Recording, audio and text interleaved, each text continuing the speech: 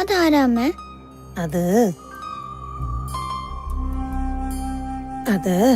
അത് ദൈവാണ് മോളെ.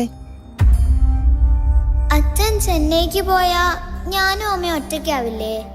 ആരും ഇല്ലാത്തവർക്ക് ദൈവം കൂടേണ്ടെന്ന് മുത്തശ്ശി പറഞ്ഞു കേട്ടിട്ടില്ലേ? അച്ഛൻ പോയി കഴിഞ്ഞാൽ മോളെയും അമ്മയും ദൈവം നോക്കിക്കോളും. എന്നിട്ടെന്താ ദൈവം എന്നെ കാണാതെ പോയത്?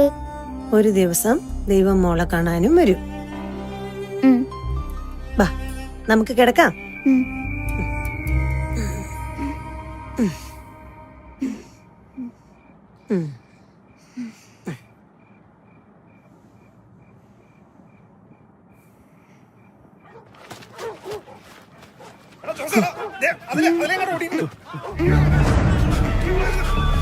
മോളെ ഇല്ലമ്മ, ഒന്നുമില്ല.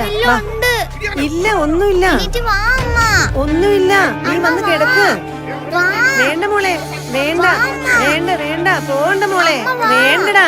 നീ എങ്ങോട്ടായി പോകുന്നേ? വേണ്ട മോളെ, ഒറ്റയ്ക്ക് ഇറങ്ങണ്ട മോളെ, പോകണ്ട, വേണ്ട വേണ്ട.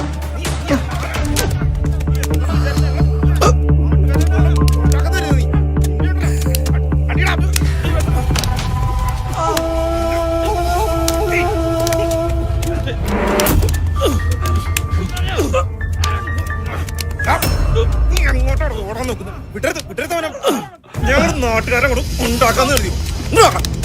പിന്നെ കുറെ നാളായി നമ്മൾ നോക്കിയിരിക്കണം.